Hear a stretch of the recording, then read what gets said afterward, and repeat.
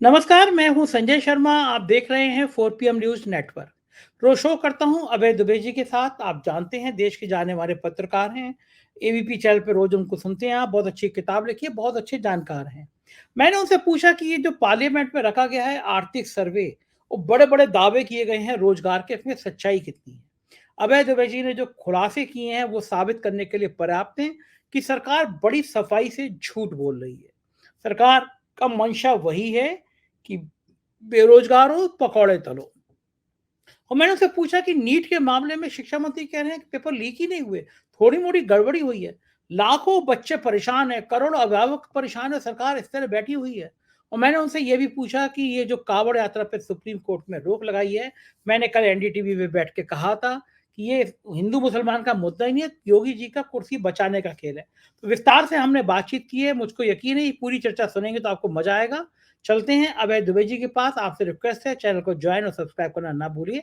चलते हैं अभय जी के पास। 4 PM न्यूज नेटवर्क में स्वागत है अभय दुबे जी आपका। जी। सरकार ने बड़े लंबे चौड़े तरीके से बता दिया कि रोजगार के क्षेत्र में कितनी क्रांति की है। भले युवा मान रहे हैं कि प्रधानमंत्री ने रोजगार के नाम पर यह कहा है कि पकौड़े तलो और रोजगार मिल जाएगा। बड़ी बड़ी बातें करी, लेकिन 8 करोड़ रोजगार दे दिए, ऐसे दावे। वो जो नया पार्लियामेंट में रखा गया आर्थिक सर्वे, उसमें जो दावे रखे गए हैं वो तो केवल लोग हंस रहे हैं। उन दावों में सच्चाई कितनी है?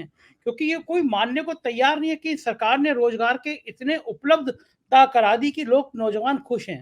हम हर राज्य में देख रहे हैं कि वैकेंसी निकलती है 1000, लोग करते हैं 50 लाख आवेदन। ये पेपर लीक हो जाता है, परीक्षाएं होती नहीं है। ये जो सर्वे में पार्लियामेंट में रखा गया है, आप सहमत हैं इन तर्कों से, इन आधार पे कि क्या सरकार सच बोल रही है या सरकार झूठ बोल रही है, सच को छुपाना चाह रही है? आपका क्या तर्क है इस पे? देखिए, जो बजट से ठीक पहले जो आर्थिक सर्वेक्षण आता है, उसमें सरकार अर्थव्यवस्था की हालत का पूरा ब्यौरा देती है और साथ में जो समस्याएं हैं या जो उपलब्धियां हैं, उपलब्धियों का बखान करती है। जो समस्याएं हैं, उन समस्याओं के ऊपर बताती है कि इनका कारण क्या है और क्या इनका निदान संभव है। इसके कुछ सुझाव होते हैं। जरूरी नहीं कि वो सारे सुझाव बजट में माने जाए ना माने जाए, लेकिन इसीलिए जरूरी नहीं है कि बजट पूरी तरीके से आर्थिक सर्वेक्षण पर आधारित हो, लेकिन आर्थिक सर्वेक्षण और बजट मिलके दोनों अर्थव्यवस्था का जो सालाना प्रबंधन होता है, दोनों मिलकर उसकी एक तरह से उसकी अभिव्यक्ति है। ये हमें मानना चाहिए। तो दोनों के बारे में ये थोड़ा अंतर बता देना जरूरी था। अंतर और समानता क्या है, दोनों का जुड़ाव क्या है। अब इस सर्वेक्षण में सरकार ने 2 दावे किए हैं रोजगार से संबंधित, जिसका भी आपने जिक्र किया। एक इसमें मैं और जोड़ देता हूं। एक दावा उन्होंने ये किया है और रिजर्व बैंक के एक अध्ययन का हवाला दिया है कि सरकार ने करीबन 8 करोड़ से कुछ कम रोजगारों का सृजन किया है। पहली बात तो ये। साथ में दूसरी बात यह है कि निजी क्षेत्र के ऊपर सरकार ने आरोप लगाया है कि निजी क्षेत्र को जितने रोजगार सृजित करने चाहिए थे, निजी क्षेत्र उसमें पीछे रहा, उसने नहीं किया। बावजूद इसके कि निजी क्षेत्र का मुनाफा 30% बढ़ गया है। 30% बहुत बड़ा अंक होता है। सरकार कह रही है कि निजी क्षेत्र के मुनाफे में 30% की वृद्धि हुई है, इसके बावजूद निजी क्षेत्र रोजगार सृजित नहीं कर पाया है। अब जरा इन दोनों बातों पर नजदीकी निगाह डालनी जरूरी है, क्योंकि अगर इन दोनों बातों में नजदीकी निगाह नहीं डाली जाएगी तो इससे बहुत गलतफहमियां पैदा होंगी और सरकार रोजगार बेरोजगारी के सवाल पर बजट में पतली गली से निकलती हुई हम लोगों को दिखाई पड़ेगी। नंबर 1 है सरकार का अपना दावा क्या। पहली बात तो यह है, ये काम रिजर्व बैंक का नहीं है कि सरकार को रोजगार और बेरोजगारी के बारे में बताए। ये रिजर्व बैंक का मैंडेट नहीं है। ये ठीक उसी तरह का काम है जैसे जब उत्तर प्रदेश में कांवड़िया मार्ग के ऊपर जो नया कानून लागू करना, नाम पट्टियां लगाने वाली घोषणा किसने की थी? एक पुलिस के अफसर ने। ये वैधानिक रूप से उचित नहीं है कि जो काम नगर पालिका का है, जो काम स्थानीय निकायों का है, उसकी घोषणा आप पुलिस वाले से कराएं। यानी आप एक तरह से उसको धमकी के रूप में सामने रखना चाहते हैं। ये है ही नहीं काम जो उत्तर प्रदेश में कराया जा रहा था। वो तो सिरे से कानूनी दृष्टि से भी गलत था, पारंपरिक दृष्टि से भी गलत था। इसी तरीके से रिजर्व बैंक से ये पूछना कि रोजगार की क्या स्थिति है, ये रिजर्व बैंक के किसी अध्ययन का हवाला देना। देखिए, रिजर्व बैंक एक बहुत बड़ी संस्था है। रिजर्व बैंक तरह तरह के अध्ययन करवाती है और उसमें क्या होता है, रिजर्व बैंक किन्हीं दो अर्थशास्त्रियों को कहती है कि भाई आप इस विषय पे एक स्टडी करके दीजिए, आप इस विषय पे स्टडी कर दीजिए। वो रिजर्व बैंक के आधिकारिक अध्ययन नहीं होते हैं। प्रधानमंत्री ने ये तिकड़म कई बार की है। आपको ध्यान होगा, प्रधानमंत्री पहले भी नीति आयोग के 2 सदस्यों द्वारा लिखी गई, एक सदस्य द्वारा लिखी गई एक रिपोर्ट के आधार पर ये दावा कर चुके हैं कि उन्होंने 25% लोगों को गरीबी की रेखा से ऊपर उठा दिया है। याद आया आपको? नहीं, ये दावा किया था। वो भी नीति आयोग का आधिकारिक आंकड़ा नहीं था और उस पूरे आंकड़े का ये चुनावी मुहिम में इस्तेमाल करते रहे, अपने भाषणों में उस बात को कहते रहे। हर जगह, हर रैली में कहा कि अब तो नीति आयोग ने कह दिया, ये जो है ये भी रिजर्व बैंक का आधिकारिक आंकड़ा नहीं है। ऐसा नहीं है कि रिजर्व बैंक अपनी रिपोर्ट में इसका जिक्र करेगा। रिजर्व बैंक तो एक बहुत बड़ी आर्थिक संस्था है, तरह तरह के काम रिजर्व बैंक करता है, लेकिन रिजर्व बैंक का ये मुख्य काम नहीं है। भाई ये अगर आपको कराना हो तो आपका श्रम मंत्रालय है, उसकी रिपोर्ट लाइए आप। अच्छा, इसमें सरकार के पास इस प्रकार का कोई आंकड़ा ही नहीं है आधिकारिक रूप से। उसकी वजह क्या है कि सरकार ने बेरोजगारी के आंकड़े जमा करने का काम ही बंद कर दिया है। न केवल बेरोजगारी के आंकड़े जमा करने, अगर आंकड़े जमा भी कर रहे हैं तो अपने पास रखे हुए हैं कहीं, उन आंकड़ों को प्रकाशित नहीं किया जाता। इसमें रिजर्व बैंक चीन के पैटर्न, इसमें भारत सरकार चीन के पैटर्न पे चल रही है। चीन के पास एक विभाग था जो बताता रहता था बीच बीच में कि इस देश में इतने बेरोजगार हैं। जब उससे चीन की सरकार को दिक्कत होने लगी तो उन्होंने वो डिपार्टमेंट ही बंद कर दिया। तो ये कई मामलों में चीन की नकल करते हैं, भले ही चीन से इनकी नाराजगी कितनी भी हो। चीन तो ये इनकी स्थिति है, पहली बात। दूसरी बात यह है कि आपने रोजगारों का सृजन किया। अगर कोई व्यक्ति एक हफ्ते के अंदर 1 घंटा या 2 घंटे ही कहीं काम कर लेता है और उसको रिपोर्ट करता है कि हमने ये काम किया, इसके बदले में हमें इतना धन मिला और ये हर हफ्ते हमें 1-2 घंटे का काम ये मिलता है, उसको रोजगारशुदा माना जाएगा। तो ये जो आपने करोड़ों का आंकड़ा बताया है, इसमें वास्तविक नियमित लाभकारी रोजगार कितनों का है, क्या है, इसके बारे में कोई जानकारी नहीं है। पहली बात तो ये आधिकारिक आंकड़ा नहीं है। ये केवल लफाजी के लिए और डींगे मारने के लिए, अपनी पीठ स्वयं थोपने के लिए सरकार ने कहा। प्रधानमंत्री ने आर्थिक सर्वेक्षण से पहले ही एक भाषण में महाराष्ट्र में ये बात कह दी थी। तो इसके ऊपर बिल्कुल यकीन करने की आवश्यकता नहीं है। 2 भारत के अर्थशास्त्री हैं, M.K. वेणु और जवाहरलाल नेहरू विश्वविद्यालय के संतोष मेहरोत्रा। उन्होंने रिजर्व बैंक की तथाकथित अध्ययन और प्रधानमंत्री के इसके आधार पर किए गए एक वीडियो में उसकी धज्जियां उड़ा दी। मैं तो चाहूंगा कि इस तरह की वीडियो 4 PM पे भी कभी कभी दिखाए जाए या उसके बारे में विस्तृत जानकारी दी जाए। उससे 4 PM के दर्शकों का ज्ञान भी बढ़ेगा और अर्थव्यवस्था की सही तस्वीर निकल के आएगी। देखिए, मैं यह साफ कर दूं, मैं आर्थिक प्रश्न पर सरकार की राजनीतिक आलोचना नहीं करना चाहता। मैं आर्थिक प्रश्न पर सरकार की विचारधारात्मक आलोचना भी नहीं करना चाहता।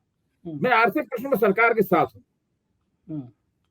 कोई भी प्रधानमंत्री हो, मनमोहन सिंह हो, देवगौड़ा हो, इंद्र कुमार गुजराल हो, इंदिरा गांधी हो, राजीव गांधी हो, जवाहरलाल नेहरू हो, नरेंद्र मोदी हो, अटल बिहारी वाजपेयी, कोई भी प्रधानमंत्री हो, मैं ये चाहता हूं कि वो किसी भी क्षेत्र में सफल या विफल कुछ भी होते रहे, लेकिन आर्थिक क्षेत्र में जरूर सफल हो। ठीक बात है, देश का मामला है। आर्थिक क्षेत्र में सफल होंगे तो मेरा निजी लाभ है ना उसके अंदर। सही बात है, हर व्यक्ति का लाभ है। मेरा लाभ है, आपका लाभ है, मेरे बेटे का लाभ है, मेरी बेटी का लाभ है, सबका लाभ है उसमें। हमारी बल्ले बल्ले होगी। भाई जिस वक्त यूपीए सरकार के तहत 9% के पास वो जीडीपी रेट पहुंच गया था, तो उस वक्त सबको लाभ हुआ था, सबके चेहरे में चमक आ गई थी। तो पहली बात यह है कि मैं प्रधानमंत्री की इसलिए आलोचना नहीं कर रहा हूं, प्रधानमंत्री की मैं इसलिए आलोचना कर रहा हूं कि वो झूठ बोल रहे हैं। रोजगारों का सृजन दरअसल नहीं हुआ है। जो वो आंकड़ा बता रहे हैं वो भी संदिग्ध है और जिस आधार पर बोल रहे हैं वो भी संदिग्ध है। रिजर्व बैंक का ये काम नहीं। पहली बात तो ये साफ मैं कर देता हूं। अब आइए, उन्होंने निजी क्षेत्र के दरवाजे पे ठीकरा उन्होंने फोड़ा है कि भाई आप जो है वो रोजगारों का सृजन नहीं कर रहे। देखिए, सरकार तो मान लीजिए इंफ्रास्ट्रक्चर फैसिलिटी में इन्वेस्टमेंट करेगी, कहीं और इन्वेस्टमेंट करेगी, कुछ करेगी, तो वो इस तरह रोजगार का सृजन करती है।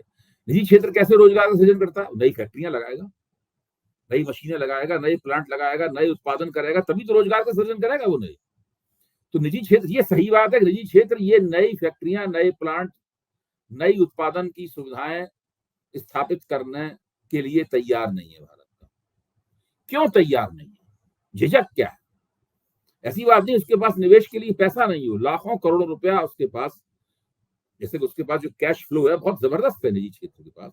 खुद आर्थिक सर्वेक्षण में कहा गया है कि 30% आपका मुनाफा बढ़ गया है। क्यों नहीं है ऐसा? आप देखिए 2019 में नरेंद्र मोदी ने कारपोरेट टैक्स में बहुत जबरदस्त कटौती की थी।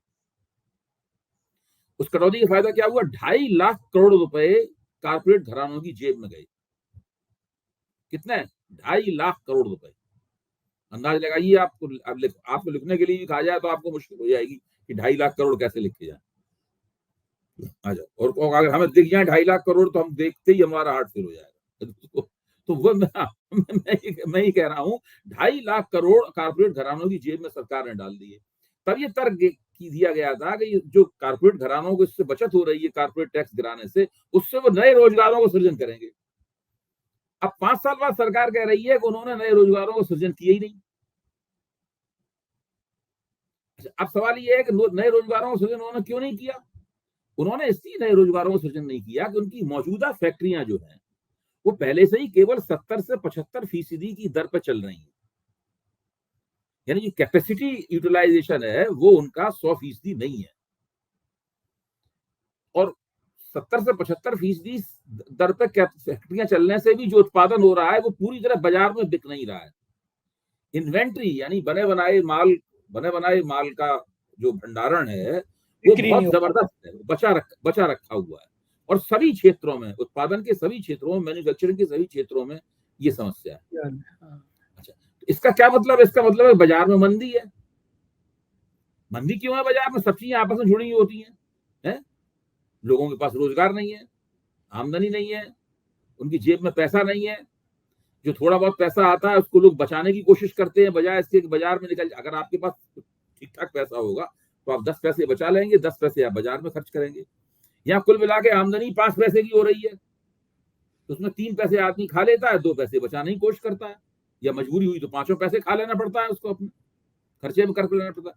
तो ये स्थिति है। आप निजी क्षेत्र पे ये ठीकरा फोड़ रहे हैं, बात आपकी सही है, लेकिन क्यों है ऐसा? दूसरा एक और कारण है निजी क्षेत्र क्यों नहीं, निजी क्षेत्र को नए निवेश करने में उत्साह क्यों नहीं होता? इसका भंडाफोड़ किया है अरविंद सुब्रमण्यम ने, जो मोदी सरकार के ही आर्थिक सलाहकार थे। लंबे अरसे तक, शायद 4-5 साल तक अरविंद सुब्रमण्यम मोदी सरकार के मुख्य आर्थिक सलाहकार रहे। अरविंद सुब्रमण्यम का कहना यह है कि ये उन्होंने 2 लंबे लंबे लेख लिखे हैं इंडियन एक्सप्रेस में। उसमें लिखा है उन्होंने, बहुत ज्यादा दिन नहीं हुए, अभी महीना भर पहले ही लेख प्रकाशित हुए हैं, मेरे पास है भी उन लेखों की कॉपी। उसमें अरविंद सुब्रमण्यम ने यह कहा है कि भारतीय अर्थव्यवस्था डबल ए डिस्टॉर्शन की शिकार है।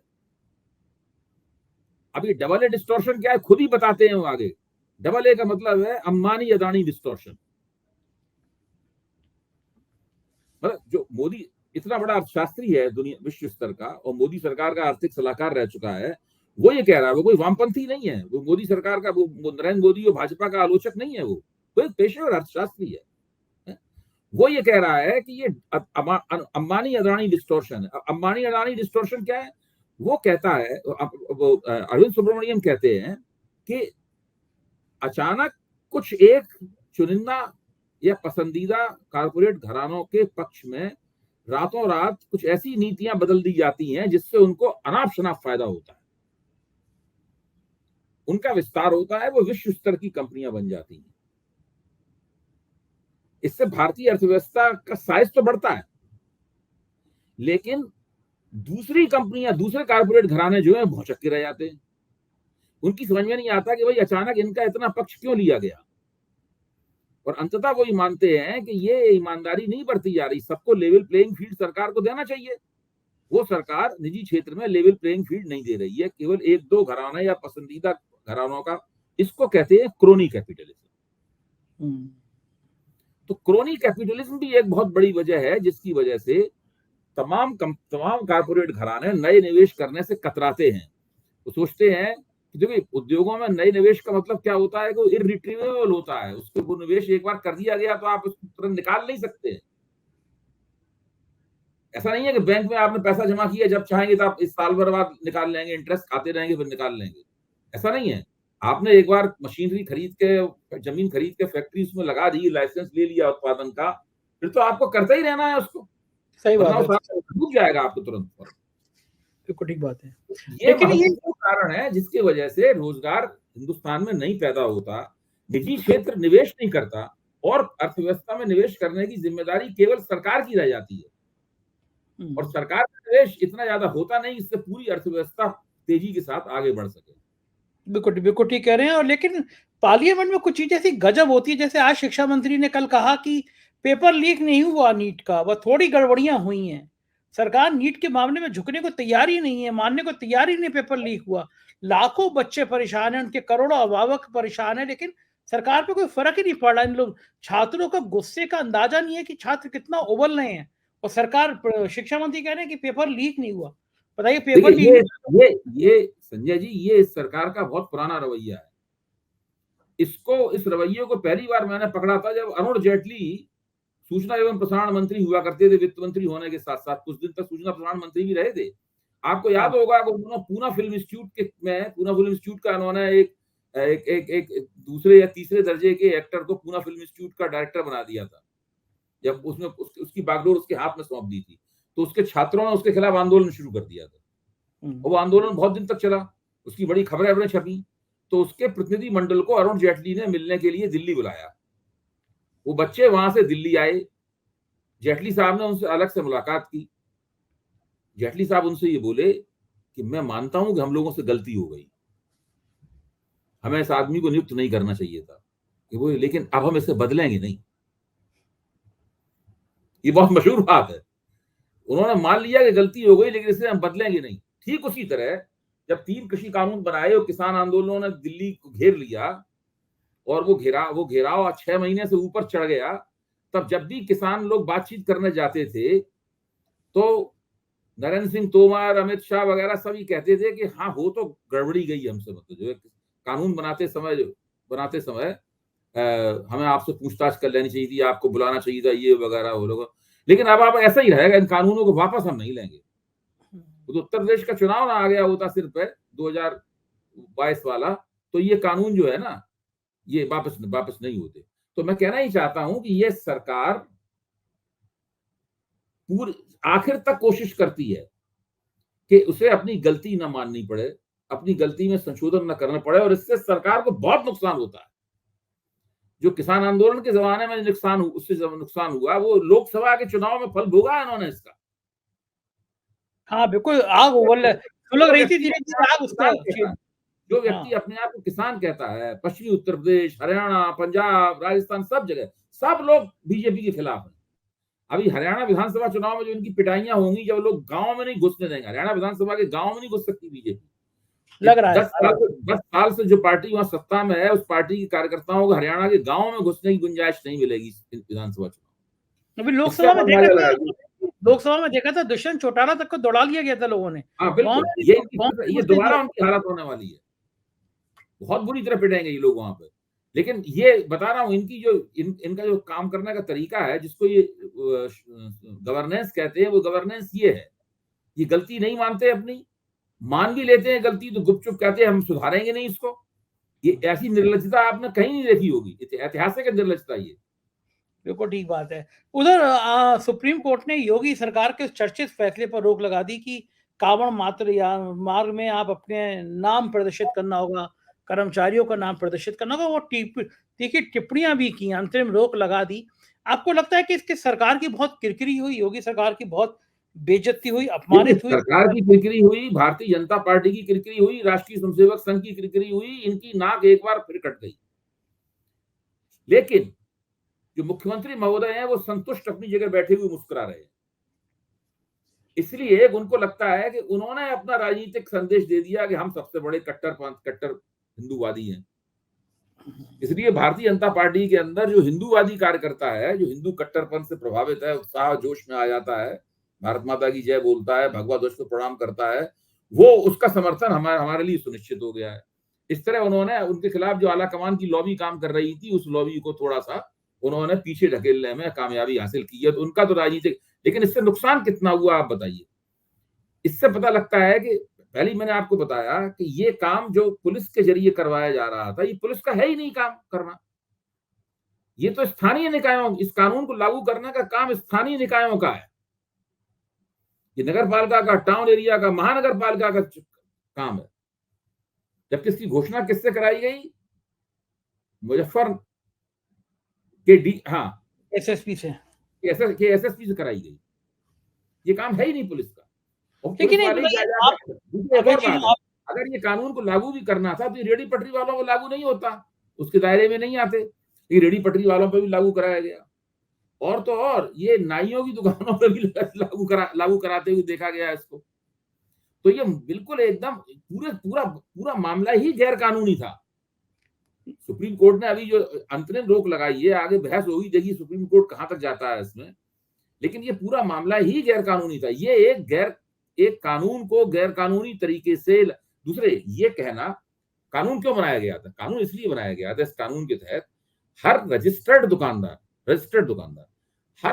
दुकानदार को अपना रजिस्ट्रेशन नंबर और अपने मालिक का नाम ये दुकान में कहीं ना कहीं प्रदर्शित करना है, चाहे अंदर बाहर कहीं प्रदर्शित करना, ताकि जो इंस्पेक्शन करने के लिए लोग आए, निरीक्षण करने के लिए आए, उनको वो देख सकें कि भाई ये लगा हुआ है। ये उनकी घोषणा है एक तरह से। ठीक उसी तरह जब आप कोई मैगजीन निकालते हैं, अखबार निकालते हैं, तो आरएनआई की तरफ की आपको घोषणा करनी पड़ती, नहीं करनी पड़ती उसकी। उस तरीके ये इसलिए कानून बनाया गया था। इस कानून के नाम पर जो किया जा रहा था वो क्या था कि आप अपने यहाँ जो कर्मचारी है उनको भी घोषित कीजिए। ये सब कहीं इस कानून में नहीं है। तो कानून का गैर कानूनी इस्तेमाल करने का उदाहरण है ये सबसे बड़ा। बिल्कुल ठीक है। अच्छा, और आपको इसके ऊपर लगता है कि, सुप्रीम कोर्ट की टिप्पणियों को बहुत मार पड़ने वाली है इनकी। बिल्कुल ठीक है, बताइए अभय जी, आप भी इस बात से बिल्कुल मुतमईन हैं, क्योंकि मैंने कल एनडीटीवी के प्रोग्राम में भी मैंने यही कहा, बात हिंदू मुसलमान की हो रही थी, मैंने उस प्रोग्राम में भी कहा एनडीटीवी के में कि ये हिंदू मुसलमान का खेल ही नहीं है, ये खेल तो कुर्सी बचाने की जंग का है। बिल्कुल ठीक बात आप है, बिल्कुल ठीक बात योगी आदित्यनाथ, तो आपको लगता है कि अब है। मोदी कुर्सी पीछे बचाने का हथकंडा गैर कानूनी तरीके से। हथकंडा गैर कानूनी तरीके से, भाई ये अगर आपको अगर अगर अगर आदित्यनाथ जी में दम है तो वो केशव प्रसाद मौर्य और ब्रजेश और उनको विशेष पाठक, पाठक को जो है वो ड्रॉप कर दें, हटा दें उप मुख्यमंत्री पद से। वो संजय निषाद को और उनको हटा दें, वो और राजभर को। तो जो अमित शाह के प्यादे उनकी सरकार के साथ जुड़े हुए हैं वो हट जाएंगे। तो ये आपको लगता है कि अब इस हथकंडे से कुर्सी बच जाएगी? मोदी जी, ये अमित शाह का के आगे अगर इशारे पे ये सब खेल हो रहा है, तो क्या खेल बंद हो जाएगा? क्योंकि कोई ना कोई बिल्कुल विधायक, नहीं, मेरे ख्याल से हो सकता उपचुनाव तक ये थोड़ा सा धीमा रहे, मंदी आए इस खेल में।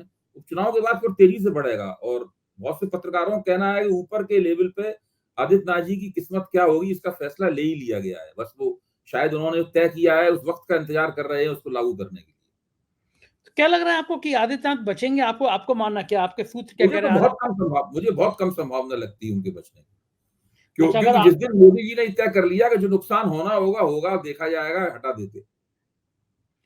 आपको क्या लगता है, मोदी जी डायरेक्ट हटाएंगे या फिर विधायकों से विद्रोह कराया जाएगा, विरोध कराया जाएगा? वो तो कोई भी हथकंडा, विधायकों से विद्रोह कराया जा सकता है, कुछ भी हो सकता है।